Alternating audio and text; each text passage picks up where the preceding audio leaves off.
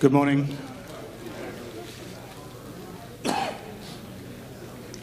Thanks for getting up on this bright and sunny, beautiful Sunday morning and joining us here today. We're going to talk about the Grand Georgian refurbishment. I know this is a matter that's very important and dear to many of you, has a significant impact on how you view things going forward. And we're going to try and keep the focus of this meeting looking to the future. We all know that there's some history and there's some back and forth with various groups, people with different opinions, some for, some against. But what we're going to try and do is float some thoughts for you in how we've been working since the last communication to you, where we said we were postponing or just putting the project on hold. While I say we're going to focus on the future, I think we'll just spend a very quick tour as to how it is that we came to be where we are today. But we will not dwell in the past. We want to focus forward. I'll talk a little bit about what we feel might be at stake. And you will remember some time ago we said we will have some 3D computer-generated renderings. So this is the first time we'll have an opportunity to show those to you. We just have three relatively simple iterations of what the original design was going to look like. And then I'm going to get into what I would consider to be the meat and potatoes of what this could be. We've heard that from you, it's too much money. We understand that. I'll speak to that some more. And it was done too quickly. So we're going to float a proposal to you, just for you to consider. We're not trying to sell something here. You know, we maintain the position that we understand that this is your asset, that this is your money. We're just trying to find a way that's going to work for everybody. Because whichever way we go, I know I'm caught between a rock and a hard place on this. If we go one way, I know people are going to be happy with that. If we go another way, people are going to be happy with that. And the corollary of that is some people are unhappy and some people are unhappy. But we're just going to float some things for you to think about, because I know there are different views in the room. And at the end of this discussion, we'll roll it out to you. And that's where the focus should be. We'll be here to field your questions. We have representation from your board in the room. I think Nick Nasios is here. He's the president of your board. Nick, could you stand up? He's there. He's kindly said that he'll respond in the first instance to any questions that are to be directed to the board. And there are other board members here, 2 directors, I think, and some officers as well. Okay, so in the room, just from our perspective, I've just introduced Nick. Emily Sparling, sitting here, works, and she's been, you'll have heard from her about this project many, many times by now. James Henry, VP of Hospitality, most of you will know him from yesterday at least. Kevin Kingsbury, Director of Lodging. Myself, Perry Ford, and Sharon McSweeney is our Asset Coordinator. We're here because there's different portfolios at the table. We have different levels of knowledge and expertise around some of these things. So we're not trying to be, we're not ganging up or anything like that. We just want to make sure you have access to the right answers. Okay, so the brief history lesson. Where have we been? We started to talk about this project actually a little bit before 2016. I first mentioned it 2 homeowner events before that, and then the subsequent one. But the first written communication about GG Refurb went out in September 2016. Following that, in pretty short order, we met with your board, the previous board. You will recall at the first homeowner meeting where we talked about the Grand Georgian Refurb, we asked for people who wanted to volunteer to be on a committee. People put their names in. We put those into a ballot box, and they were all vetted by the board, and then various people were approached and asked if they would be part of that board. I think we had 16 people go into that, and we ended up with 5 people plus 2 board members or 1 board member that constituted that committee. But as I say, that was a committee that was appointed by the board, and we were very happy to work with that. In the back rooms, in the meantime, we started to establish the scope and the contents, and we sent out a version 1 budget to everybody, a cost estimate. Okay, now, we knew that was a lot. We never hid from or shied away from saying we recognized this was a huge ask with the addition of the kitchens and bathrooms, which really shifted the landscape of what a refurbishment was going to look like. So we wanted to make sure that we opened communication, knowing that there was going to be some questions and some passion around this. So we convened a town hall, and even for those that couldn't make it, we videoed that and posted it on the website that we created to keep that channel of communication open. That was back in March. Quite a lot happened at that meeting. Hands, anybody who was at that meeting? So about 25% of the room was at that meeting. And I might come back to that in a minute. Okay, so there were a lot of comments about it, a lot of pushback. This is a lot of money. This is too quick. You need to spread this out. We understand it, but we don't agree with the cost and we don't agree with the scope. Now, the scope, I just want to harken back to, was something that flowed from a conversation with the board and with the committee. We didn't go in as a company. We said, we think that these things could be in scope, and we then went through a number of units in different properties with the committee, and that's how the original scope was derived, and that's the scope that you saw in that version 1 budget. After the first town hall, we revised the packages because we heard you loud and clear, too much money, too quickly. All right? So we reduced, and we were also told, BMR doesn't have any skin in the game. Why do we have to pay for all of this? Show us that you're committed to this in the same way that we are, and we'll come on board. So, internal discussions, we heard you. We reduced the admin fee by 1/3 to 2% from 3%. We actually adopted the design fee for your rooms. And we took the time to set up another town hall meeting because we were hoping that those gestures would be well received and would be enough to move forward, because we truly believe this is the right thing to do for Grand Georgian. That second meeting, those results, I'm going to say concessions, it's not quite the word that I want to use, but it's the one that comes to mind. They didn't seem to be enough even at that point to move the discussion forward. So I remember standing at that meeting and saying to a vocal few people that were standing at the microphone, when we had said that we actually have, upward of 70%, I think, at that time, of people who had said that they were okay to go ahead with this project. And one member of your ownership group stood up and said, well, I guess if you could show me we've got 2/3, then it's a go. So we don't believe that you have 70%. We can't believe it. We're hearing from too many homeowners saying that they're against this. So on the fly, those of you who are in the room would have seen me do this, and on the fly I actually had to turn to Dan Skelton, who was in the room, and said, I'm about to bind the company here. I said, I will go out to all of you and send a survey out just to make sure that the acknowledgement forms and the opinions that we're getting are aligned. So in 2 days we cobbled together a SurveyMonkey survey. Wasn't perfect, I understand that, but we said if we come back with this, if you've got 2/3, we'll go ahead. I wanted to just do an independent verification. It was sent to everybody, and it came back, and I think it also revealed close to 80%, and I'll talk to that in a minute, of a willingness to go ahead. We distributed the result of that survey, and quelle surprise, it was still not enough to move the project forward. The resistance to it from those who were against it was still very vocal and still very forceful coming at us.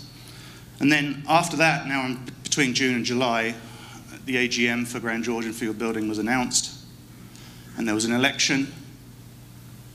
Members of the old board went out, new members came in, and the mandate in that room at the time were a lot of proxies, quite rightly so. There was heat around the refurbishment, and the 2 new directors that came on, Nick and Vito, were elected on the mandate to speak with us about the refurbishment. Okay? And that's sort of where we find ourselves today. There's been a lot of coming to and fro on that since then. We've had discussions with the refurbishment committee and with your board. Certainly a lot of email communications on it. But in the meantime, in the background, we've continued to work forward because we can't say, oh, this is a problem, therefore we should stop. We've still been trying to work to create a solution, and that's where I now shift back into the forward view. So where are we? Are we stalled? Far, far from it. We've been managing the concerns of some owners and creating new ways to move this on. For as many people as we've heard from directly and loudly about this is too much, this is too quickly, we have heard the same kind of concerns on the other side of the spectrum. I use the phrase in this line here, the essential solution. The essential part of there is we need to find a way, you need to find a way to move your building up to a level, back up to a level where it either meets or it hopefully exceeds the guest expectations. Even the most vocally opposed, we've heard this, agree that a refurbishment is necessary. So our job as a team is to try and find that middle ground where we can all go forward in some form of consensus. That's not to say it has to be perfect, but we have to find something that's workable. I've said it a few times now, cost and timeline was the issue, but the impact. So what is at risk here? At the town hall meetings, there was a double-sided, very small print piece of paper that I sent out to everybody. It was available for you to look at. It was guest comments from the last 18 months, I think. And sadly, they didn't read well. Comments, many of them, building is tired, needs a refresh, those sorts of comments. So guest feedback is continuing on that plane. But what we started to see, even since we've launched this, this project in formal terms, is an increasing amount of group organizer feedback. Now, group organizers, they're the people, this is what they do for a living. They come in and they'll buy 100 rooms or 200 rooms from us. And they'll walk into a hotel and they'll say, yep, I can bring Deloitte here or IBM here or whoever, all right? And it's their job. And they look around and we have had, I'm going to use one example, there are a few. We had a group organizer who said, he was actually the chief, I think he was the chief operating officer, possibly the chief financial officer of a large corporation. He said, I've been bringing my group here for 4 or 5 years now, and our stay in the Grand Georgian, I'm not going to pull any punches here, was very, very disappointing. And after 4 or 5 years, I'm really considering whether or not I will bring my group back here in the future. It's that group business that is very, very, very important, okay? Because our fit travelers are, single families and individual travelers that come. They get put into a hotel within the village, bit more of a share and lottery kind of approach. But the group visitors, the meeting planners, they book whole hotels, right? That's where the impact is for you. So I'm going to move to the computer-generated renderings. This is not an apology. These are not the best renderings I've ever seen. They're produced by the designer.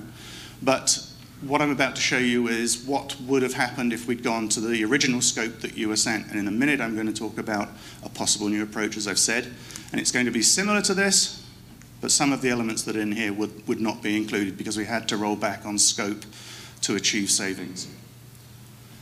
So this is, I don't have any befores and afters. This is a computer-generated rendering of the bathroom that we were going to propose with the conversion from the bathtub to a walk-in shower. Now, I had a committee meeting, the refurb committee meeting on Friday. I made a complete fool of myself, not the first time in my life. And I couldn't understand why the designers put the towels inside the shower, right underneath the shower head. And then somebody pointed out, I think that's attached to the glass on the outside. Well, okay, I get that. This is the bedroom, obviously. It's a little dark, it's unfortunate, because one of the main design features within the scheme that came from the designer was to use the carpet to really make the space pump and pop. And unfortunately, this is a little bit of a dark rendering. Now, I'm going to go to the living room in a minute, and it works a little bit better. I just want to circle back. The brief to the designers that came from the committee and from our first conversation with you all was, we like Grand Georgian. We like the feel. It's got that railway hotel, that country chateau sort of feel. We would prefer you not to deviate too far from that. We want to refresh. We want to keep it in keeping. We bought here. People come here because they like it. Please don't change it if you don't need to change it. So that's what we've tried to do with some of this. This is the thing. Now you can see here that the carpet does pop a little bit more. It is inherent in not moving a building too much in terms of feel that you're going to look at it and go, well, that's kind of similar. Well, that's the flip side of not moving it too far. We can't make you go, wow, that's great, that's really different, I love it. We've listened to what you asked us to do, and this is where we're at. So within this, some of the things, when I talk about the scope in a minute, will be things like the tile in the hallway entrance there and things like that, that will not be included in the scope. If you choose collectively, as I say, I'm not trying to sell you a go forward here, if you choose collectively to go with the phased approach that I'm going to talk about, things like that will not be in that scope. Beg your pardon?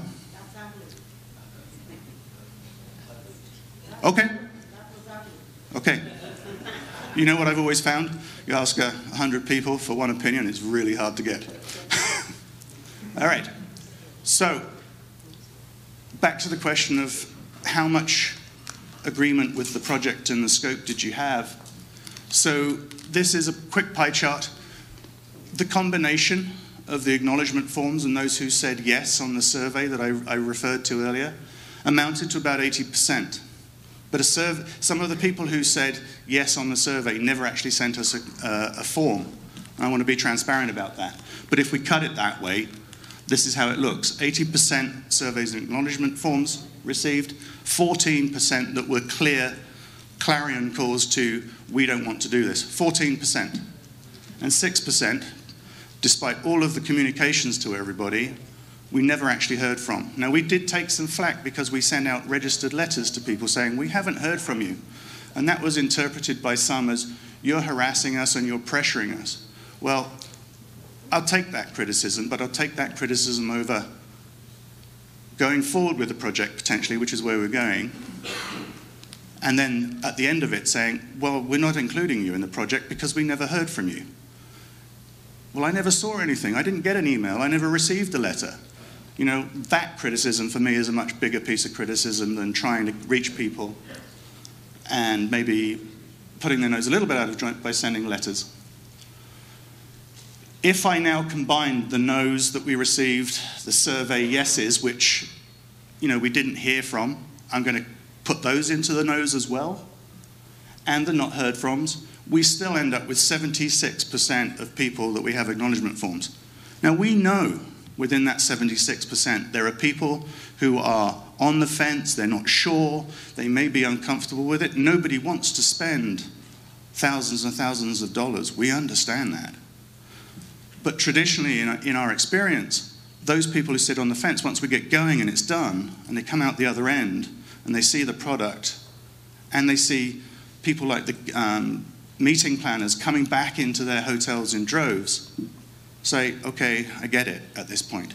There are always some undecideds within this group.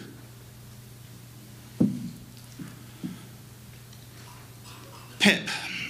It's a new word for your vocabulary for many of you, not for all. Anybody who owns in the Western will know what a PIP is. Property Improvement Plan.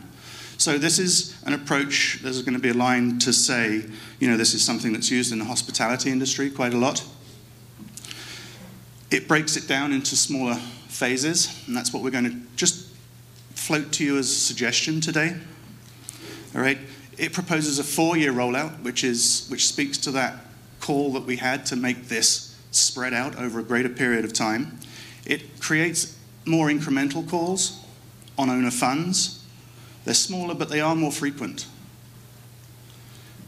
As I say, it's used in the hospitality industry a lot, but one of the anomalies is it's not a perfect model. Okay, it creates some inconsistency. You end up. Let me give you an example. We might change the dining room set in your hotel room in 1 year, and then in the next year we will change the nightstands and the headboards and things like that. And trying to keep those things looking the same and keeping that design feel for the room and the cohesion becomes a challenge. And you end up with a mix of newish, older and old as we go through it. Okay. One of the other things to consider before jumping on a PIP approach is the building never really gets a grand reveal and a relaunch. It's not like we close it down and can say, come back in September, this is going to be amazing. Right? We don't actually get to do that because it's just a little bit at a time, an incremental approach.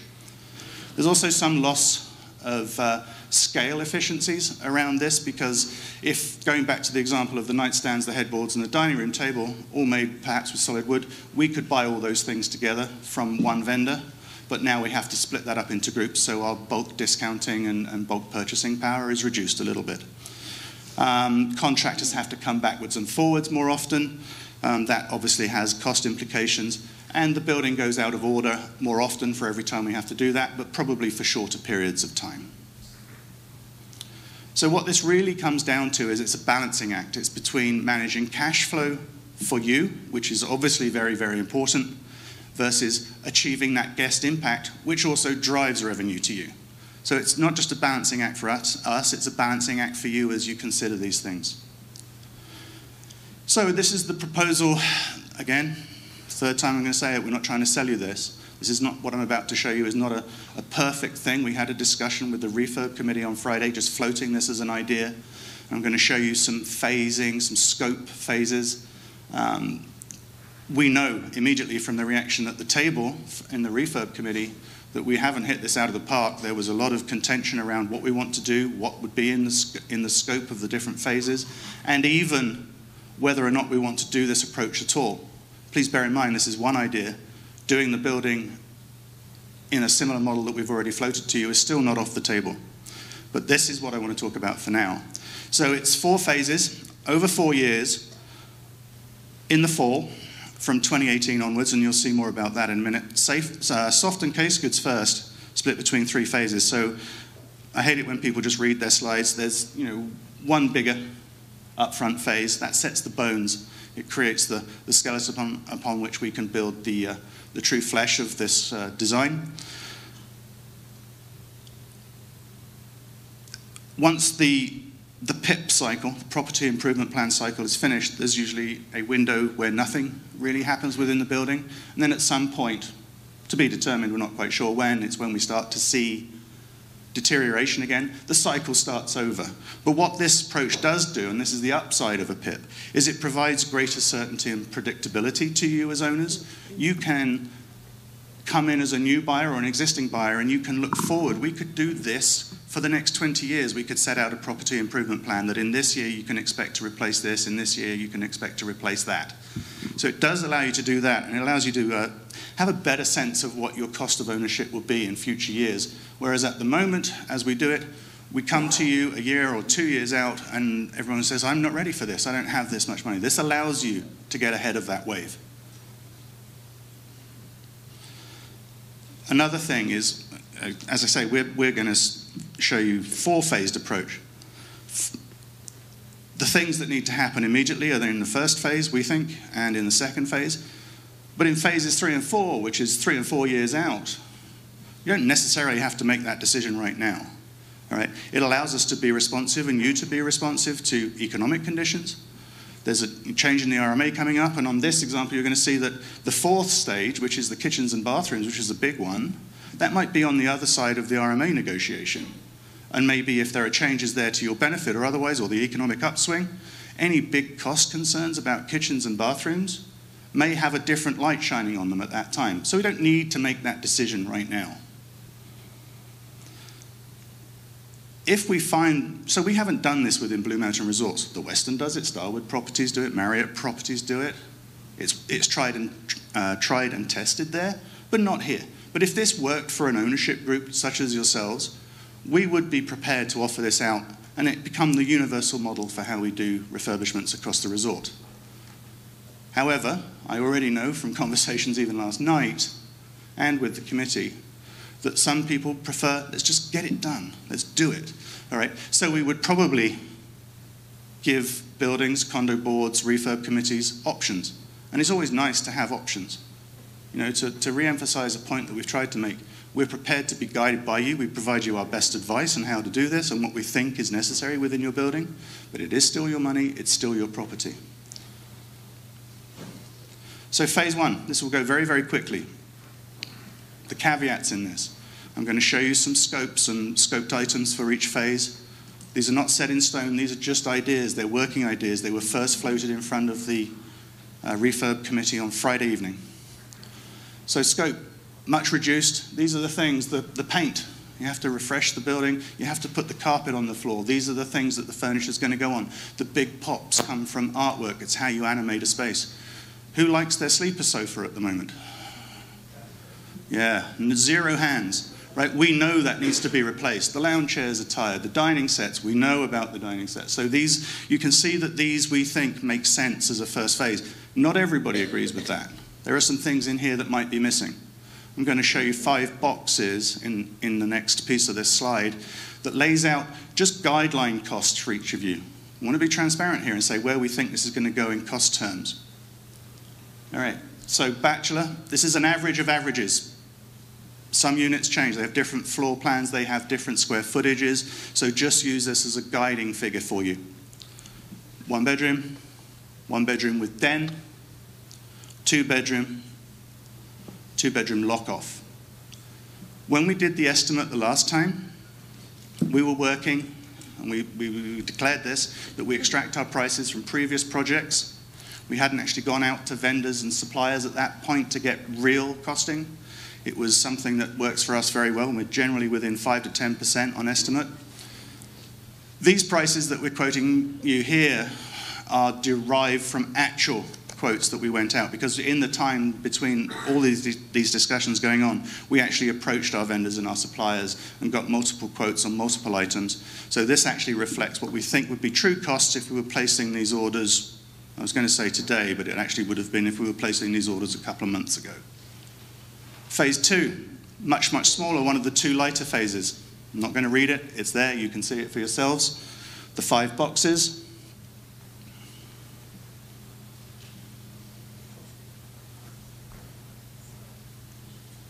I know some of you are writing this down and some of you are photographing it, so I'm just going to pause for a bit. I can do that. Phase 3, the second of the lighter phases, 5 boxes.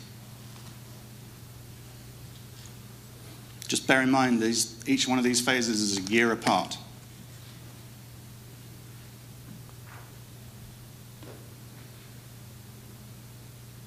Phase 4, there's a subtitle there, scaled back kitchens and bathrooms. When I go through the scope in a minute, there's another slide to follow that says what is not included, and it's probably more communicative than what is in scope.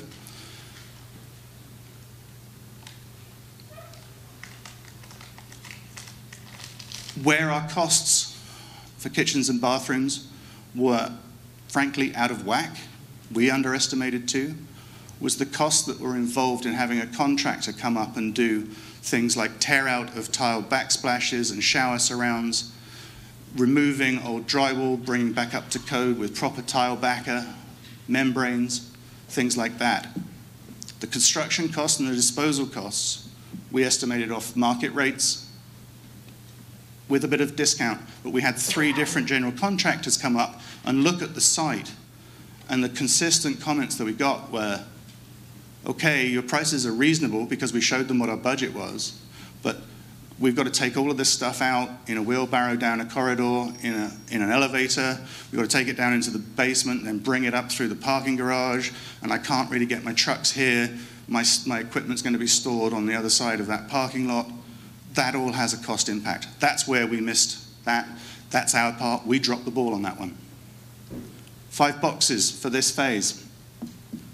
Now, for some of you, I think in the upper end, we originally quoted $16,000 or so to do that. Here's where we're at. So the question obviously becomes, how do you do that? How do you get that from there to there? All right? So it's about scope. It's about how we shave this back. And this is the slide that I think is more important. But before I go to it, sorry, just backing up, there's a consideration option there. Tile on tile, shower surround. So if we're not going to tear out, if we're not going to rebuild with new tile backer and new flooring and things like that, what are our options? Because one of the consistent comments we get from meeting planners and from guests is, with respect to dated and tired, it's the bathroom tile, it's the floor tile, it's the shower surrounds, very nice, but decades out of date, okay? So how do we address that in a cost-effective way. And I don't know if this is cost-effective because I'm not convinced that this is a solid way to approach a project like this. We could do tile on tile. We can go in there, people can grind up the existing feature, they can put a bedding mortar over the existing tile and put new tile straight on top of the old tile. It has been done. We spoke to our designers and a couple of other people that we trust who have done this. They've got away with it. I'm using that word. That makes me feel that I'm a bit fatalistic about the approach, but changing my position on that. It seems to have worked in places where it's been used. I'm not sure I would want to stand behind it. People like Kohler also have a modular system of shower surrounds and things like that. They're large panels of acrylic, very much looks like Corian, that sort of finish, like a faux marble that can clip in large sheets of it, sort of 4x8 and upwards. They literally clip in, and there are corner things, and you can put that in there, and it's like an instant, seamless surround.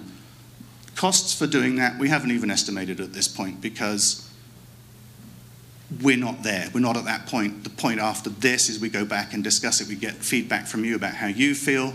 And we might not get all that feedback today. And then we'll start to work up true pricing. But those prices for that, therefore, are not in those bottom 5 boxes. So what's not in there? The construction and demolition. There's no floor tile in this. We heard, why replace the cabinet doors? Well, the truth is some of the cabinet doors are not doing well, and some of them are. So we have chosen not to do that, but that means that some of you who have doors that are at end of life may have to do that too. But we would only do that after we showed you and made the case on an individual basis. Shower conversions are not factored into this, even though we offered that up. We don't think it's good. The vanity cabinet, the vanity would be replaced in terms of the sink and the countertop, but not the actual cabinet itself. We would change the hardware on the doors just to give that an updated feel. No kitchen backsplash, no tub surround or shower surround.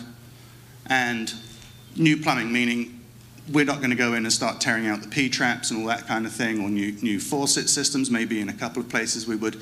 So that's what we were going to do before. The valve sets and the shower mixers, not in scope at this point. So if you were paying attention, you saw each of those phases had different color bandings on those 5 boxes. So those are the boxes that are there. We don't need to dwell on it. These are exactly the same costs that you saw there. And so some of you with your pens and pads that are scribbling madly are already doing the math on that. I see at least one person with a calculator right now. So here's the cumulative costs for those same things. And as you can see down the left-hand side, those are the phases and the timing, all in fall of sequential years. So there's where we're at relative to the second budget that we sent out to you. This is, again, remember, average of averages. Use these as guide costs for yourselves. But that's the reduction over the previous estimate that we have. Once again, I'm getting very close to the presentation at this point. We're going to turn it back over to you. These are the things that we got, the renderings that we got from the designer. Apparently they're ugly. Thank you for that, Lee. And questions? Gentleman at the back with the turtleneck. Yeah, sorry. Was there a cost? Actually, could I just interrupt you? I know this is painful. Same thing as I said yesterday, very hard for everybody to hear. If it's possible to come to a microphone, that would be amazing. Yeah, I was just asking if there was a cost, maybe I missed it, without the scaling back of like you're taking stuff out of scope for kitchen and bath. So this is great if we can, we say like another 20% on top of that generally. Because really trying to get to how much money are we taking out, giving up that extra? Thank you. Yeah, sure. The question demands this answer. I stood here and said we underestimated the full cost of that kitchen bathroom renovation.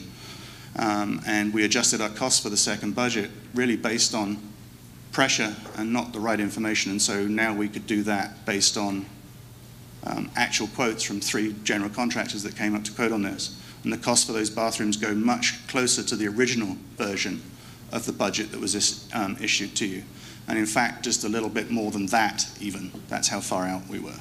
So I can't give you On the fly, I can't give you exact prices, but if you want the question answered, how much more to get back to the original scope for kitchens and bathrooms, look at the original budget we sent you, and it will be in that ballpark. Boris, please. Yeah. Harry, how did you come up with these numbers, these estimates back in the summertime when you first got, you know, the pricing, like for the televisions, the washrooms, and all the rest of it? The first thing that, excuse me, that I'd seen that threw me off was for a 40-inch TV, $900, and then like the bathroom and the kitchen, like the kitchen, 15 grand. My kitchen is this wide. Like, where do you get 15 G's for that kind of stuff? Like, who did this pricing? Okay, I think Somebody didn't know what the hell they were doing. Sure. Like, if you're going to go buy 150 40-inch TV sets, I'm sure you could buy them for a lot cheaper than $900. And the same with everything. I mean, this is the price economies of of scale, right? You've got a lot of units to do. So this is contractors. What's the cost of TV? Checking some numbers. Two-bedroom, Just checking some numbers here. 10 grand for a two-bedroom kitchen. Right. So a two-bedroom kitchen, I think, was originally quoted out at 9,000, not 15. Just so that we try and stay true to the facts here.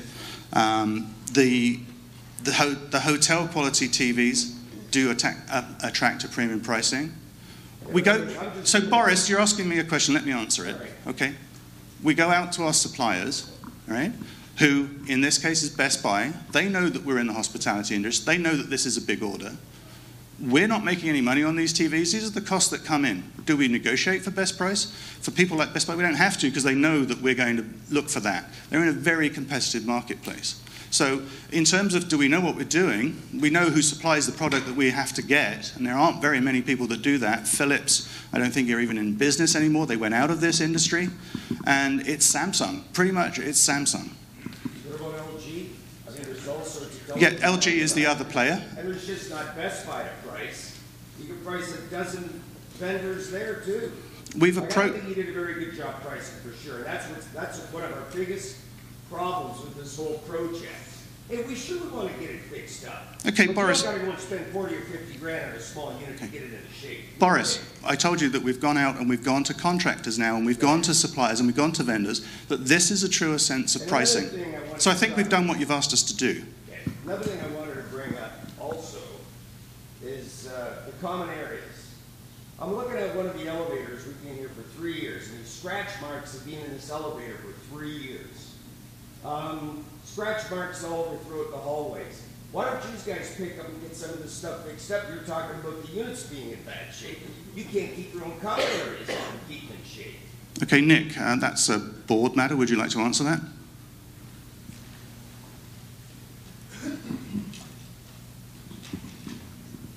There's a stand mic there as well, Nick, if you want it.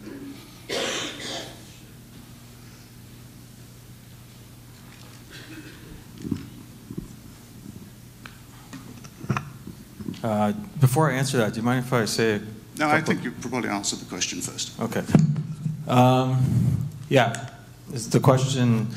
Elevators are part of the common areas. I think that's the answer. But I think refurbing the common areas is also. It wasn't part of this presentation, I don't believe. I had to pop out to go to the bathroom. Too much coffee this morning. I apologize, and I'll have to go again soon. Too much information, but. The common areas, I don't think were part of this deck. Is that okay? So they were not part of this presentation, but they are. We are starting discussions with BMR, the board, on your behalf, because Boris, we do realize that there's not only do the units are a little out of date, but the common areas as well. So the condo corp, the money for doing improvements on the common areas is achieved in a slightly different mechanism. Our monthly fees that we pay, so mine's about $600-700 a month. You know, part of that goes towards paying the day-to-day stuff, and part of that gets parked in a reserve fund because every 9 years, for example, there's going to be damage to the elevator, and we're going to have to spend a bunch of money to fix it. And that won't be probably a direct bill to each owner. We've reserved for, or we've allocated part of our monthly fees towards a reserve fund that would pay for things like that. Thanks, Nick. Just on the, I know you have other things to say, and obviously we haven't discussed this before. This is primarily a discussion about refurbishment, so we want to take your questions. If your comments are directly related to refurbishment, then that's fine, but otherwise if we could save that until the end, that would be fine. Great. We have to go to another meeting at 11, there's another AGM that we have to attend, but I would just like to take other questions from the floor right now, if that's good with you. Okay, it is related to the refurbishment, what I was going to say. Can I do questions first and then move to you? Sure. Thank you. More questions? Yes, ma'am. I personally judge a property on the bathroom and the kitchen, and if the bed's comfortable. But is there any possibility within this to flip year 4 to year 1 and do a good job on the kitchens and bathrooms? There is a possibility to do that. I don't know if flipping is necessarily the way you would want to go. And the question you've asked actually introduces this slope as to how big is the essential scope. Okay, because some people would say, you cannot ask our guests to sleep on these sofa beds anymore, right? And we would agree with that. We went through a mattress replacement on those for you guys, you know, mid lifetime or maybe a little bit beyond for those sofa beds so that we weren't getting complaints. So kitchens and bathrooms are very important to you. I understand that. We think, you know, personally, I'm going to speak personally, I think you're right. But if we can't flip it and then ignore the issues like the sofa bed, so it then becomes a question of balancing what these options are. And this very same question came up at the refurb committee. Exactly the same question. And hard though it is for me to say it, appliances, faded, yellow, dented as they are, they will probably work. They may fail between now and 4 years out, but a lot of them will probably work. Do they present well? No. The kitchens are tired. They will remain tired, but will they function? Yes. Will the sofa bed, I keep using that just as an example, will the sofa bed function for another 2 or 3 years? No, it won't. It won't. There's no definitive answer to you, and this is what the discussion is about, how those, if this was something that you would find more palatable as owners, it's something we will consider, but this is, once we're done here, the actual true content of each phase's scope is something that we would defer to conversations with your board and the refurb committee, you know, the board who are on the refurb committee, and we would use those voices to guide that sort of structuring conversation. Ma'am. Thank you for coming back with this proposal. Appreciate the amount of work that you've put in and that you're listening to everybody. This morning I just did a quick check on TripAdvisor before I came to this meeting and looked at the comments about the Grand Georgian. And I only looked at the first 20 because I was in a bit of a hurry to get here. So I didn't look at all of them. I just looked at sort of the more recent comments. And a lot of them were quite positive about the area in general, about how great it was to be on the hill. But there were, I would say, about 5 comments about the place looking tired and worn. But of those 5, I would have to say about 3 of them were specifically addressing housekeeping. One comment was, we made coffee in the room and there were no mugs and we had to use glasses. Somebody else, I can't remember what the other comments were, but they were one person said we didn't have a coffee table to put our drinks on in front of the sofa. And I can't remember what the third one, dirty cutlery.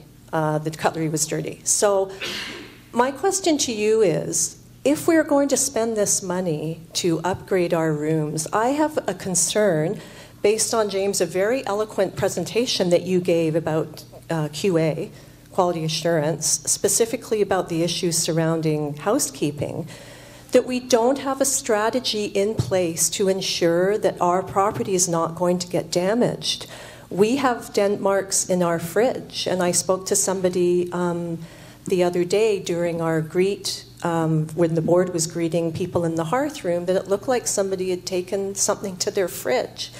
So can you guarantee us, or can you speak to developing some kind of program for housekeeping that adequate checks are maintained to make sure that when guests check out, Any damage that is done is recorded and is dealt with immediately, as opposed to us coming, having the possible wow factor, or even having some of these things done, coming up and finding out that we've got a ring on our coffee table that we've just spent, $250 on, or a dented mattress because kids have been jumping on the beds. So that's my concern, is addressing exactly what you said, the problems with housekeeping and how to maintain that high standard, because it doesn't matter how impressive the place looks. If the room isn't clean or isn't perceived to be clean, that's a huge problem for guests.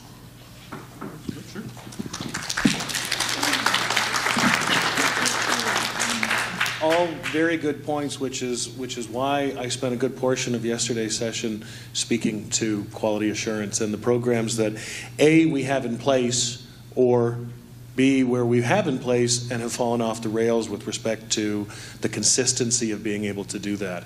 Our audit program is robust, and speaking to the pressure points that we're currently experiencing, we have to revamp. We need to reassign and retask our supervisory staff to do exactly what they're supposed to be doing, which is inspect after checkout, inspect after clean, follow up with our service departments in order to repair and make good, touch-ups, and in addition to that, the annual deep cleans and the maintenance blitzes that we do as well.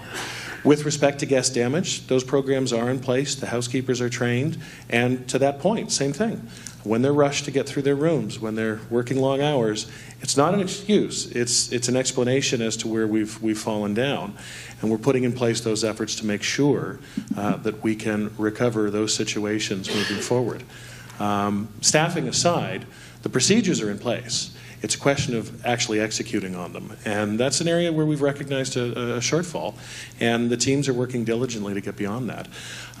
With respect to guest damage, generally, if we can't recover from a guest, we know that the guidelines are that we recover it ourselves up to $1,000 in damage.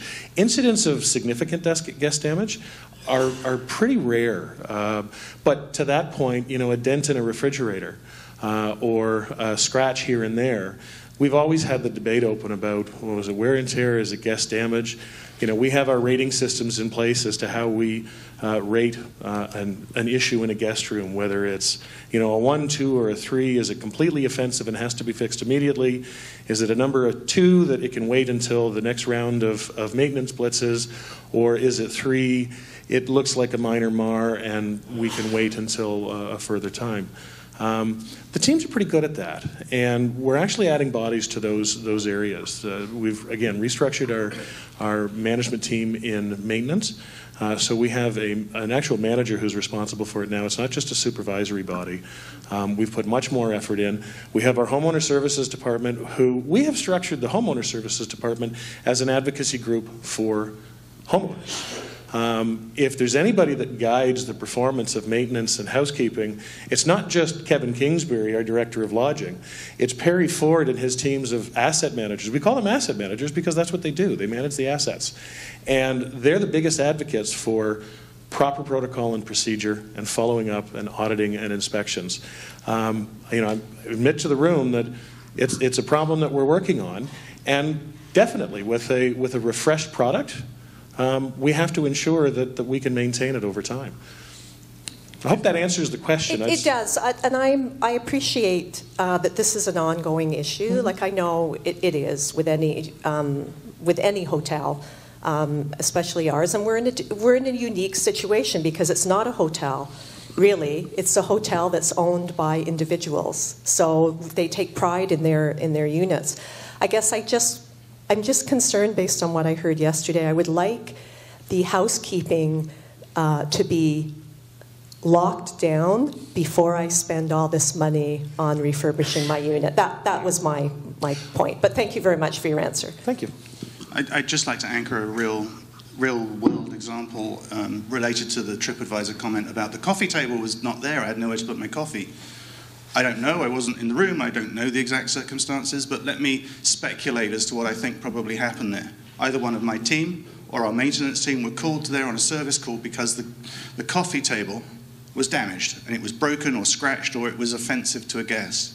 We don't have warehouses full of coffee tables. We have some, and if we had a spare one that would fit in there, we would take that. But rather than have a guest check into a broken coffee table which doesn't work, we would probably have removed it, and it could have happened immediately before that guest checked in. I would speculate that that's what happened. Interestingly enough, it's incredibly pertinent to the conversation today. In the previous phase of refurbishment for Grand Georgian, there was a lot of pressure at that point to roll back on the cost of the furniture, and we rolled back on the cost of the sofa bed that is failing and on the cost of the coffee tables that are failing. So we, as a company, we learn from that, and there are times when we get pressure from the ownership and we understand it's all about money, but we also understand that if you build the bones strongly and you build them well, situations like that are very much less likely to happen. And that's what we bring to the table in helping guide this process. But thank you. Yes, sir. Yes? Thanks very much. Two questions, I guess. And one is with respect to a PIP.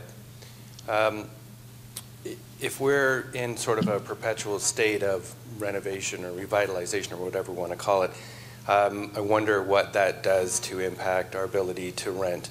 So would group organizers still want to come to the Grand Georgian, for example, if we were constantly sort of in transition? Why wouldn't I just go somewhere that's done, right? So I don't know, do you have any comments in terms of our ability to continue to rent our inventory in a PIP type situation? It's a very good question, and it's one that should be asked. It really is, it boils down to the scope of the task that you get done. When you look at what's impactful to a guest when they arrive into a room, it's fit and finish, right? It's smooth, hard surfaces, it's the texture, it's the carpet, it's the wall color, it's the bedding. You can get away sometimes with case goods if they're only slightly marred or what have you.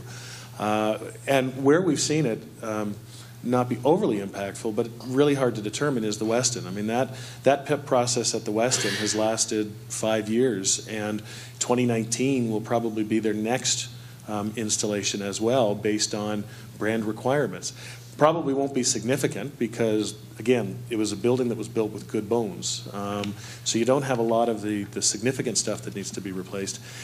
I can tell you that when we started the Westin PIP, we did almost exactly what we've proposed here, is soft goods and those items that were definitely in need of replacement, dining tables, things like that.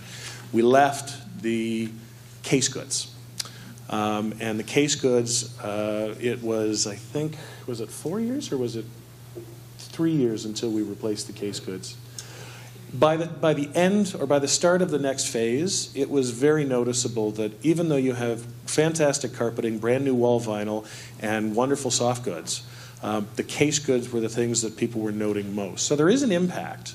But if you're looking at it to current state, it will be definitely much better than where it currently is. So there is a net benefit overall. It may not be as great if you go through a process like this, but there's a reason why this is so common in the hospitality industry in the first place. It is all about managing your cash flow and your capital allocations. And in this case, by tail loading that significant renovation, it does put off the decision based on how the prior 3 years have gone and what the perspective of not only the guest, but what the homeowner is with their refurbished suites. So the answer simply is it could impact it. It's better than where it currently sits, but at the end of the day, that's part of that balancing act as to cost versus guest perspective. So. Thank you. Could I ask one more question? Just for me, I guess I'm still unclear as to the path forward. So whether we go with a PIP or we decide we want to go with the all-in approach or whatever path we take, I'm not sure how our voices get heard into a decision. Does the refurb committee own that and speak on our behalf? Is it the board? I don't hear from the refurb committee. I hear from the board, but the communications from the board have nothing to do with moving forward, in my opinion. They're more about, we just don't like what we see now. And so for me, there's a lot of great discussion and options. At some point, we have to shit or get off the pot and say we want to go down path A or path B. I'm just unclear what that decision-making process is. Right. And oddly enough, I'm going to agree with you. Neither are we. We have two very clear voices. You know, going back to the pie charts that are up there, we have 14% of the ownership have said absolutely no. And we're hearing from a vocal, and I'm going to use the word, a vocal minority of people, what we think is a vocal minority. Even if we were 10% out on that 75% that agree, you know, we still have a relatively small proportion of people we think that are absolutely, abjectly against this. All right. These are the people that we hear from very often. The people that we don't hear from, and I'm not going to put you in a bucket here, are people like yourself who ask that question. Many of you, the majority of you, in my opinion, are silent. And that's what we were talking about a bit yesterday. You need to find a voice. We need to hear from you. Somebody from your ownership group set up, how do we create a forum where we can all talk and we can share information and things like that? I said that when we send email blasts out to you, even for something as important as this, we get about a 57% open rate. That level of engagement. I would love to come and knock on your door and say, hi, can I sit down and talk to you about this? But obviously that's not practical. That's the only way that, you know, we struggle with the same question that you've asked, sir, in how do we get people to stand up and make a conversation. If there is one view, there's always an opposing view. And if we can't hear both of those, we don't know how to find that middle ground. And that's what a meeting like this is about. So thank you for the question. Mr. Fox. Oh, can you use a microphone, Nick, please? There's a response from the board that would help clear up some. So thanks for that question. So I too had the same confusion back in March. Who's responsible for driving this? So I was elected to the board in July at the AGM, and we've consulted with our lawyer to make sure we understand what our responsibilities are as directors. And based on the legal advice we got from our Condo Corp lawyer, it's crystal clear that our board of the Grand Georgian has the authority, not only the authority, but the responsibility to act in the best interest of owners with respect to even things related to the rental management agreement. And that's based on Bylaw 8, which gave that board that responsibility. But I also want to say thank you for the presentation. It was well done, and so based on that answer, the board looks forward to working collaboratively with BMR on getting to that point where we have a consensus to agree on the whatever approach it would be, whether it's this one or, but as Perry said, the views of I'm not. My approach is not to make a decision based on I represent the owners, and so this is a bit of a challenge to figure out what you all want. This is a proposal. We need to hear of, do you like it? And that's not going to get solved today. So I don't know if that answers part of your question, but our board, it's clear that we have the responsibility to represent owners on things related to the rental management agreement, and that's outlined in Bylaw 8. So that's that. And after this meeting, if people are unclear, we had some drop-in sessions. The next ones just following this meeting in the Hearth Room, if you want to chat with the board or officers or had any other questions that we can try to answer. Thanks, Nick. Just before I come to your question, Don, just to build on what Nick said, actually, the sort of question clarified for me there a little bit. The go forward, we'll take a read from this room. We will probably survey you all after the fact to see what you think about this. We'll reach out and get your individual feedback. Again, it's better to work from an empirical base, but while it is important to hear from your board, that's why they're involved in the refurbishment committee. The other people on the refurbishment committee are owners. So I want to hear from owners, not from a board, personally. Board certainly has an impact in this because they have a bigger view, they have an umbrella view of other issues that might be going on, but it's each person like yourselves that need to be at that table. And we will guide that process, but as I said earlier, we had pushback even on this from that committee at that time as to what should be in what scope, or do we go forward? You know, you ask 5 people, you get 6 opinions, for sure. But we try to allow the committee as representatives for you to speak. We think that's the owner voice, and that's the one that we're trying to listen to. Okay, Don. Thanks, Perry. Yeah, it's actually amazing to see so many people here on a Sunday morning. I know when I bought my place 15 years ago, it wasn't to sit in a meeting here and talk about my place. So anyway, it was all about coming here, having a very good quality lifestyle and a great place to go to. And I think sometimes we got to look back and say, okay, and Andrew yesterday talked about guest-centric a lot. And I think that should be the first and foremost, is look what's best for the guest. Certainly, we don't want to dwell on the past, as you said, Perry, but we certainly should learn from the past. We got some awful sofas 7, 8 years ago. I wish they were replaced 2 years ago, if not beforehand. TV choices of a 32-inch or a 40-inch. Go with what go with what the guests would like. They would like the bigger TV. It was like a $200 difference, yet half the people took the cheaper one. And I'm worried. That's actually the reason I'm here. I'm worried people are going to make the decision on being cheap, and then we're going to pay for this again, and have to come back and say, "Boy, we really blew it on that." And I absolutely would not be coming up here otherwise, because I really don't want to be here on a Sunday morning in Blue Mountain spending it in a meeting. So I got basically 2 things. One is I personally would have liked to get it done ASAP, over 1-2 years. I'm not one to drag it out over 4 years. I like to get the tax hit in early. It's a renovation, you get to write it off in a shorter period of time. And then the other side of it, I know Andrew talked about the landscaping and how that was very important. Our landscaping at the Grand Georgian, and I like to go to the board on this, and Purcell is awful. The reason people come to Blue Mountain is because of Blue Mountain. I can't see Blue Mountain because of the landscaping so overgrown and the trees are in the way. I love to see Blue Mountain. I love to see the skiers. I like to see. That's why I moved up here in the first place on weekends. And yet I cannot get anywhere. And I've brought this to Purcell's attention many times prior. I can't get anywhere with getting any kind of trees chopped down. And when they do chop them down, it's because there was dry rot and they had to. They trim off whole pieces of trees, but they won't actually get rid of the tree. And I know from a view of a guest, they don't come here to see the backside of a tree.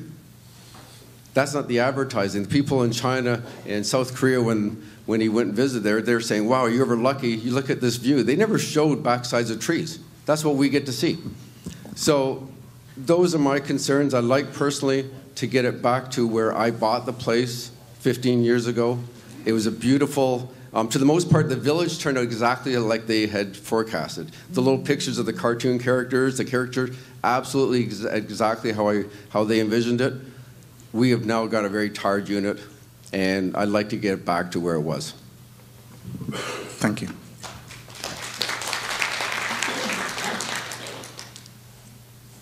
Sir, orange jacket first, and then David will come back to you.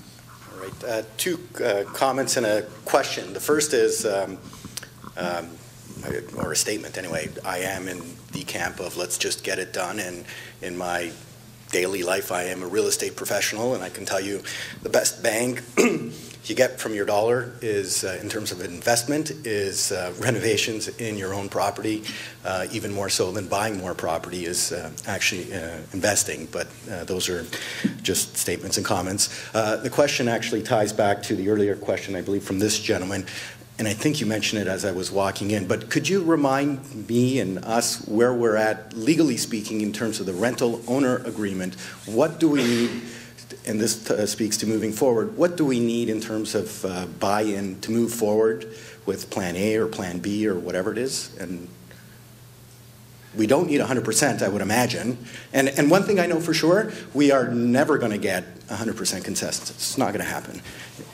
That's correct. So yeah. There are a few things in play on this one. This is quite a It's a good question. Well, the question is, what do we need, what do we need legally speaking? Legally speaking, I think it's more a question of a desire to create as much and broader consensus as possible. You can. But you're never going to get 100% consensus. Sorry? You're never going to get 100% No. consensus. So your question is, where is it? Is it 75%? Is it 80%? Is it 95%? And I could read the rental owner agreement, and admittedly, I haven't checked that number, but I assume there's a number in there. So let's go back to your question. At some point, we could lean heavily on the current rental management agreement. We get to set the standard. You have to pay for it. That's the bottom line. Yes. We could do that, but it's not how we like to operate. This is your money. These are your assets. I get that as well. We don't want to lean on that. If we're leaning on the RMA, we've lost this discussion. That's not the way to go. I want to hear from you. That's why we'll go out to you and say, is the 80% right? Because I think at some point, a reasonable person, if they're in a minority group, has to step back and say, okay, you've shown me over and over that we've got a majority view here. I'm going to be bound by that. Okay. So, again, though, technically, legally speaking, what is the number? Just out of curiosity. Well, I don't know. Let me ask the room. If you thought 80% of people agreed with something, would you think that was a mandate to go forward? Yes. Okay, there's your answer. Or is it 80 because if they don't go in, then you have to kick them out, and you can only kick them down to 20% out? That's a debatable number with respect to 20%. Oh, sorry. It's a debatable number with respect to units that are on or off the rental program. Certainly, we would prefer to get as many people on and stay on the rental program as possible. But at the end of the day, there is a requirement for us in the RMA to ensure guest room standards. And the RMA speaks to that, not necessarily in clear detail, but if a unit has to be removed from a rental program because it's not up to standard, our question, which we would pose to our legal counsel, would be: does that 20% rule apply in an instance where you have to pull a unit off a rental program because of its standard? We haven't answered that question yet, but it's one that we might be forced to. But to Perry's point, it's not a question of really pushing this through. It's a question of getting that consensus that we're looking for. Thank you. David. Yeah, so Perry, thank you very much for trying to get consensus. I actually prefer the large renovation at once, and also the fact that the walk-in shower is the way to go. I don't understand keeping the bathtubs. That's just, as you can see, the demographics of our users are millennials and Generation X. We're not going to sit in bathtubs. So I think it needs to be completely renovated all at once, and the sooner the better. And I think the only recommendation I have is that we would like to see your projection in terms of return on investment. Like, if we put in this capital, how much is it really making an impact? We need to know the numbers as well.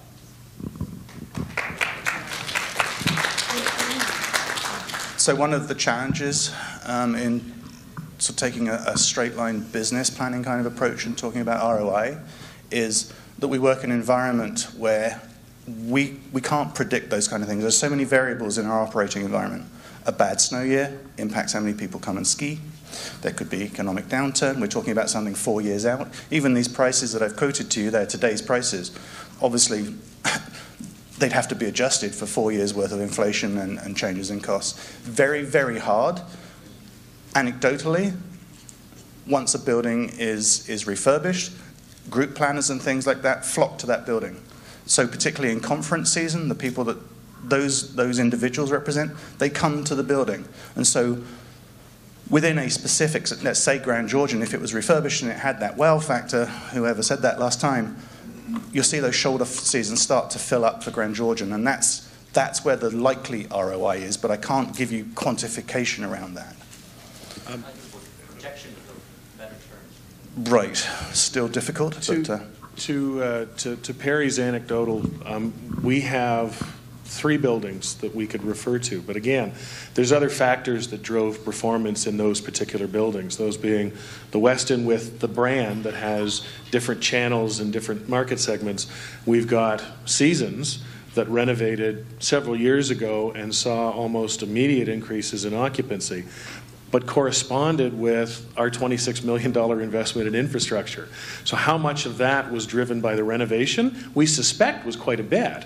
But we can't nail it down what that actual number is. And the latest project, which was the Mosaic, this year saw significant growth in occupancy. But again, how much of that was due to the corporate business that wanted to be closer to the VCC, or the fact that it has a year-round pool? Those factors have always been there, but we can't correlate 100% that it was the renovation that did it. We suspect that that's absolutely the case. It's a newly renovated building. It's ideally located, and it has features that are different from the village. It's all part and parcel. We can see the trends, but we couldn't give you a hard, fast figure on that. Thanks, James. Adam, and then I'll come to you, madam. Thank you. My wife and I have only owned, I just wanted to echo these two gentlemen's sentiments here. I'll be brief. I know we're running up on time, but we've only owned since May. We have 2 young kids. We have a lot of expenses like I'm sure everybody else does. But we understand that this needs to get done, and quickly. I'm not a fan of doing it over 3 or 4 years. I understand that it does help us out financially. However, again, in 6, 7 years, we're going to have to start the process over and over again, and that's going to last for the next 15, 20, 30 years, and so on and so forth. So, it does look tired. We walk into the unit, we have our family and friends stay in the unit. They think it looks tired. I think it needs to be done. It needs to be done quickly. I'm sure there is some room financially on some of the things we could do, but things like tile on tile, covering things up, that's not going to work in my opinion. It's just going to be another issue we're going to have to deal with in a few years, and I do not agree with that. So as far as making the decision, and I know the board has the final say in this, I want to have my say and say that it does need to get done. It needs to be quality when it gets done, because I've seen it happen in the past, and guests will not want to stay on our property. Thank you. Thank you, Adam. Adam? Well, first of all, I'd like to thank people on the committee on both sides of this issue, because it's much more effective if you hear both points of view. I have a couple questions. You've given us the total cost of phasing in different renovations. What would be the savings if we went all in? Because now we're talking about construction workers only coming once, not twice, not 3 times. What would be the cost difference? Right. Okay. So the all-in, Em, do we have actual figures on real pricing that we took? Did we do that? It's a great question. It'll be closer back. If by all in you mean the full kitchen and bathroom renovation, not tile on tile, to Adam's point, it would be back up towards the quote that was presented to you in version 2, possibly a little bit more, because I said, we were a little bit out on that kitchen bathroom thing. On the fly, I'm not quite sure right now, to be honest. It was between 22 and 29% more expensive than what we quoted you today. So if you have a calculator, we're not saving money by phasing it in, really. We're just breaking up the cost. Right. Okay. Where we've saved here, and I just want to make this point, where we've made most of these savings here is by reducing the scope. All right? Okay. In the kitchens and baths. Okay, and then the other question is that a full renovation, what are we looking for timeline? And for those individuals who are concerned regarding financing, all right, is there a way, because it's a long period of time when we're doing this work, is there a way to phase in payments?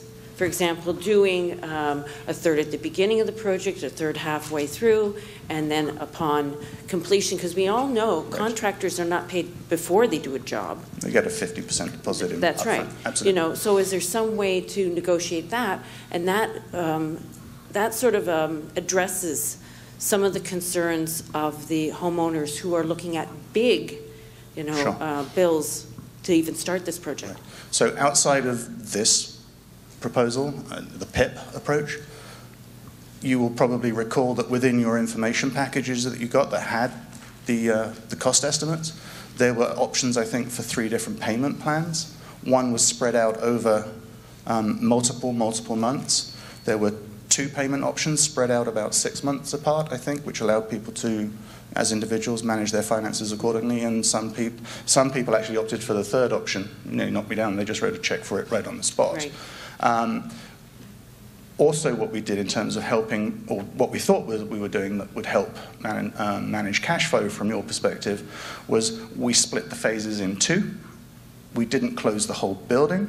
we were going to do 2 floors at a time, which would mean that at least the building rental pool continued would to still be generate open. revenue. Right. So there would still be some revenues coming. It was done at a time in the shoulder seasons, which obviously get narrower and narrower, Around April, where the actual displacement, right?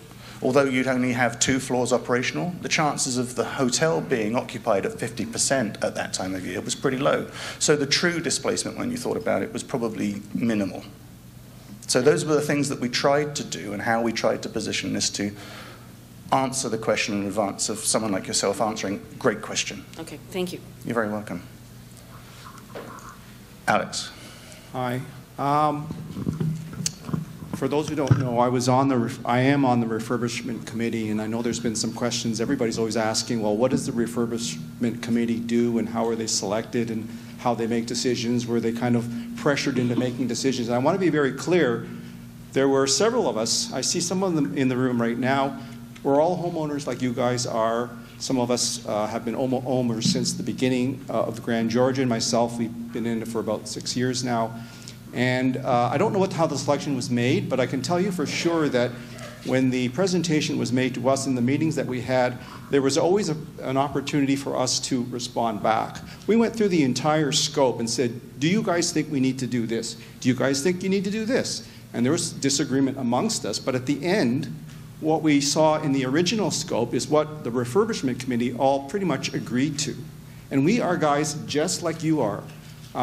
Everybody in this room has a different financial spin on what's going on here, and I can't speak to that, so everybody has their own thing. But I think at the end of the day, we got to ask ourselves, do we want to own a 2-star hotel or a 4-star hotel? Because that's what we're talking about here. They're talking about getting rid of the granite countertops, the backsplash, the walk-in shower enclosures. These are all things that you go into a Days Inn at $199, and that's what you see.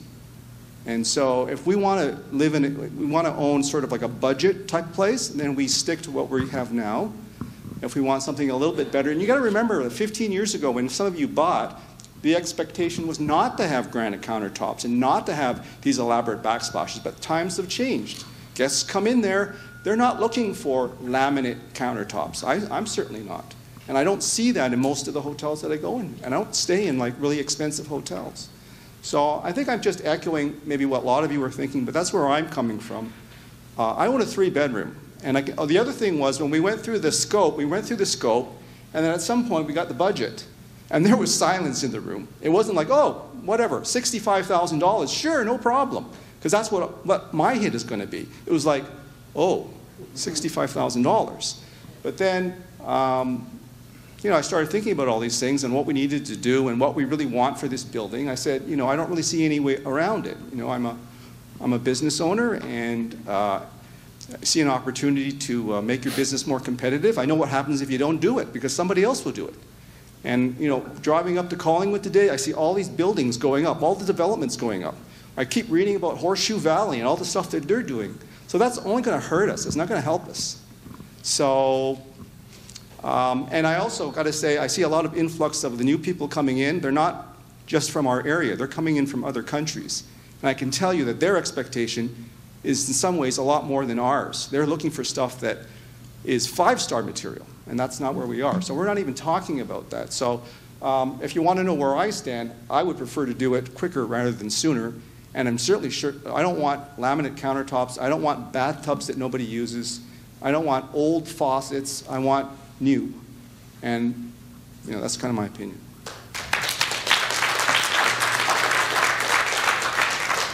Thank you. Vito. Good morning, everyone. I'm Vito Mastrillo. I'm a board member, and just wanted to offer a different perspective. As an owner, I bought in 2009, and we don't use our unit very much at all, and we are always annually in a deficit cash flow position. And on top of that, there are cash calls, capital calls that are significant, including a massive one ahead of us now. And when you look at the opportunity cost of the money that we have parked here, if it had been used anywhere else, in any other asset, real estate asset in this province, we'd have been miles ahead. So we agree, the place is looking a little bit stale and dated. But you got to look at the numbers, and we find ourselves in an arrangement with BMR that's not really in our best interest the way it's structured right now. And as a board, we want to reach out to you and just make you aware.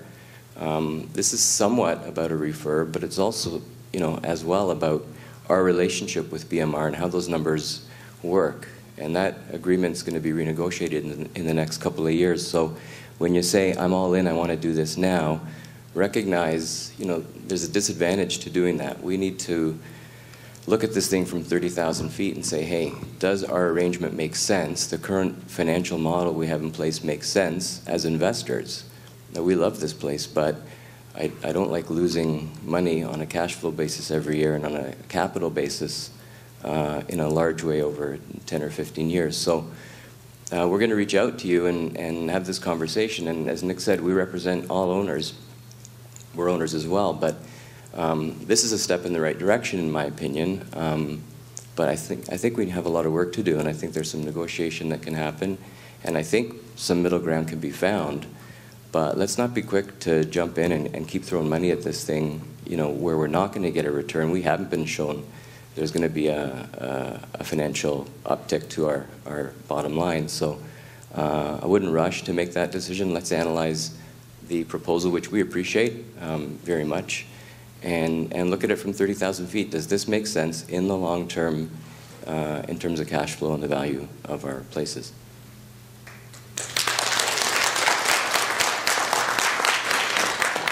So the lady who was there, I'll come back to you after this lady has spoken.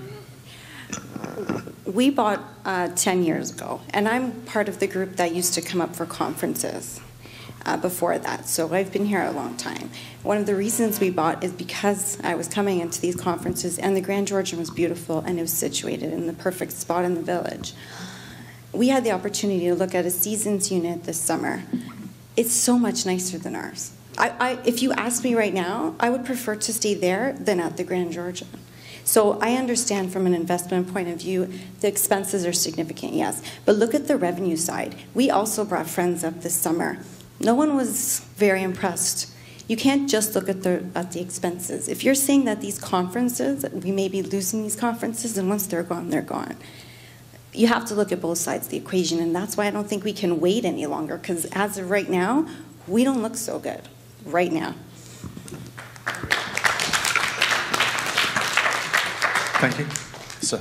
Yes, I'm an original owner in the Grand Georgian, about a 2-bedroom lock-off when it was a hole in the ground. And every year since, I've been putting money into this place, and I've had several very large hits with refurbs. So I think a lot of, especially the older owners here, are bringing something from that time into this, and you guys are doing a great job now in redefining and trying to get your costs back in line. Because after living through some of those earlier refurbs, I wish that we hadn't even went there, because what we got in what we ended up in the refurb is tables that were less than the originals. A sofa bed that was less than the original. And what did we do it for, and why did we spend that money?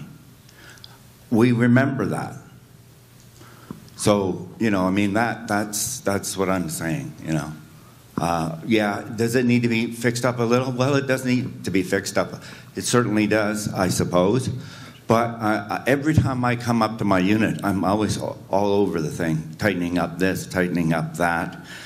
Just this morning, I was underneath the sink, tightening up the faucets. They work fine, but the thing was tipping back and forth. It needed to be tightened up. Yep. Okay. Okay. You shouldn't have to do that. But thank you. Hi.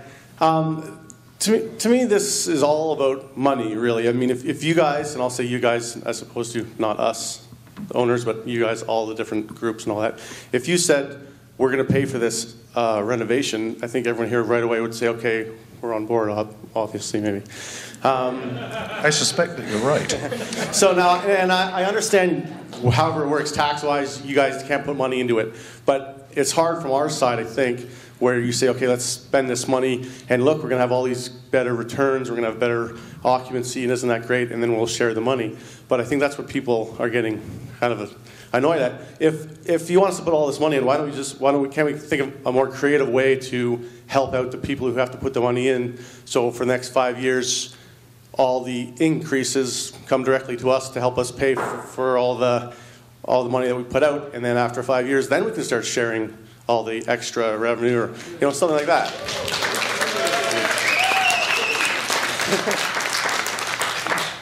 Now, if I could get consensus like that. I think these are conversations that we've had one-off, offline, tying the RMA to the actual renovation project. And I understand the principle there of levering the renovation and the RMA together. There is peril in that the RMA is tied to 3 different buildings. And so there's a consensus around there that needs to take place. But also the peril that things don't get done and we don't recover from this. I mean, to some of the points that were spoken today, they're very eloquent about we need to move forward. And whether it's on a modified plan or whether it's on a get-it-all-done plan, the fact is it still needs to go. But at the same time, the RMA negotiation is still going to take place. And to what Dan spoke to yesterday and having adequate representation and having a process in place to do that, trying to tie the 2 together is very risky, at least from our perspective.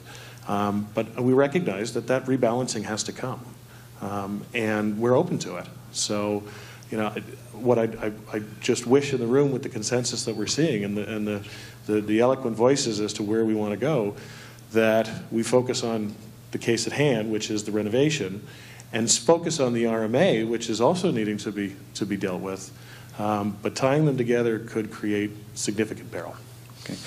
We have time for one more question. As I said earlier, we do have another AGM to get to. We have an obligation to speak to that constituency too. And then Dan is going to close out with a remark. So the microphone is yours. Yeah, this is just going to be real quick. I appreciate everyone's effort here. I understand this is a huge undertaking, especially when you have a lot of opinions. But what's going to happen tomorrow? Like after this meeting, we're all going to leave. Everybody's voiced their opinion. Maybe just give us a little insight on what happens next. Sure. So as I said, so glad that you all came out. This does matter to you, and to be able to get a consensus, well, not a sense of, but the level of consensus. And as I read this room, we have applause on both sides of the fence. Again, I'm not surprised at that, but we'll try to quantify that. We will reach out to you. Please keep your eyes open in your mailboxes for a survey where we will come to you. It will probably come from that address, Memories at Blue Mountain. It's how we send our corporate communications. Some of you unsubscribed from that and you don't see our stuff. So please, if you're unsubscribed, just make sure that Memories at Blue Mountain is an approved sender for you guys, or please make sure that you can get that. We'll reach out to you, and at that point, as we have done all the way through this, we'll be looking to see if that 75 or that 80% has shifted in any way. This has been a great forum to hear 2 sides of the argument, and I think that's what the purpose of this meeting was. So to answer your question, sir, we'll be reaching out to everybody individually. Every owner will get communication from us, and we will be transparent and share that. We won't filter it in the same way that we did in the previous survey. Okay? Dan, did you want to speak? Yeah, I just wanted to add a little bit of context, because you guys are building some of these refurb elements are have a 5-year life. Some of them have an 8-year life. Your kitchens and bathrooms will have a 20-year life potentially. And right now you're one of 5 buildings. But at the pace we're growing, the Village Master Plan contemplates 3 more building sites. You have an advantage right now that you've got a front desk, and that's very appealing to groups. The Master Plan contemplates a 2nd significant front desk in one of the buildings. To the question, where does the ROI come from? You guys aren't building anything new. You're maintaining what you've got. I've traveled, I try to stay in boutique hotels whenever I travel, and I've stayed in hotels in Denver and Chicago and recently in Ottawa. And the standards are moving. They're moving in areas of lighting, in areas of bathrooms. For anybody who's traveled, they've seen them. This meeting has conflated a couple of things. Blue Mountain housekeeping, yeah, we could do better. Some of the slips are, result of our own success. 140 days, 80% occupied or better, and a limited labor force. We can do better, sure. There's a conflating of the RMA and the refurb. We all know what we bought into, right? The agreement was there. We read it, you read it, we signed up. It lasts till 2020. We'll put our heads together at 2020 and figure out something better, something that lifts all boats. You're building for 20 years. So what is the position you're building, which is one of 5 now, soon to be one of 8. What's the position within this group that you want to be in? And I can tell you our growth plans on the activities side, on the ski and the conference side are ambitious. And we're building to the clientele that's here now. And we're being moved by some of these standards that are moving in the hotel world. So I just wanted to add that to you when you're thinking about the big gulp or the slow over 4 years. How you get there, there's some of you that want to go early that are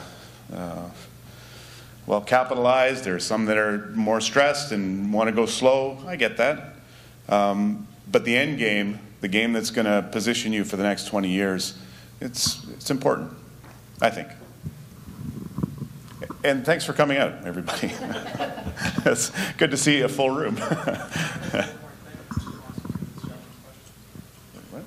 Sure, if you could make it quick, because like I said, we do have to be Thank you. No, I'm sorry, I appreciate that too. But no, it's a great question. What happens tomorrow? I won't be here because I'm going to catch up on some sleep. It's been a busy couple days. I'm going to go to work tomorrow. But that joke didn't go well. But you all recognize the challenge. And so some of the charts showed 80%, 20%. And I'm just speaking from an observer perspective, one owner.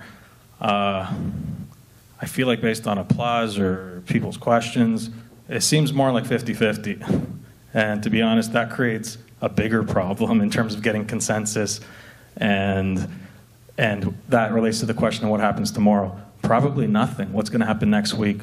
Nothing. If 50% of the owners want to do it tomorrow and sign checks for $60,000, and the other 50 are at the total end of the spectrum and want to see an ROI commitment, then nothing will happen tomorrow, probably. And so it's a challenge. And like I said, the board has responsibility. I am a board member, and I have a responsibility backed by legal advice from our Condo Corp lawyer to act on your behalf with respect to this refurbishment. And I'm going to try my best to do that with the other board members, but you appreciate the challenge when it's going to be 50-50, and we'll have to work with BMR, and we look forward to working with BMR to figure out a solution to try to get some sort of consensus that's going to work for everyone, like I said, which may be a challenge, because at this point, I feel like it's like a 50-50 split. I just wanted to bring that up. I mean, with the present day and age of technology, you can easily send out a questionnaire or by email, so we can all give you that feedback instantly. We can answer the question whether it's 50-50 or 80-20. Yep, actually, we'll answer it again. It'll actually be the 3rd time that we answer it. Okay. Sorry, can I just make a 30-second comment? Go. Okay. So regarding the RMA, which I think is an excellent argument, and I think it needs to be addressed, but I'll just give you a quick anecdote. I was having a meeting with an employee yesterday, and we were going over his action item list. And so he said, well, I'm working on this, but I'm held up because I'm waiting for this to happen, and I can't work on that one because this guy over there isn't here today. So the bottom line I said to him was, so basically in the last 2 weeks you haven't done anything. You haven't accomplished any of your goals. Correct. So what I said, what you got to do is you need to chunk your stuff down, take it one at a time, prioritize and address them one at a time, so the next time we come to the meeting, you've got 2 out of your 30 things done, and then move on to the next 2. So if we keep tying one thing to the other, we'll never make a decision on anything. I can guarantee you that. So think about that before you decide whether or not you want to pull the RMA into this decision or not.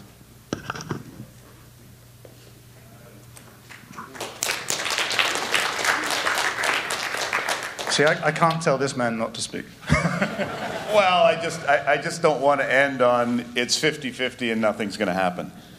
It's not 50-50. We've got objective measurements of 75-25 by deposit, 80-20 by, it may be 50-50 in this room, or it may be that applause is, I would urge that nothing should not happen. We should be moving forward on a path. And if it's the board's opinion that nothing is, a viable option, option 3, well, you got to challenge that. It's up to you guys to challenge that. So use your voices. Thank you. You're here for seasons of Blue AGM. We need you now. We don't have quorum yet. So please make your way back to the front door. Turn right, go down the hall.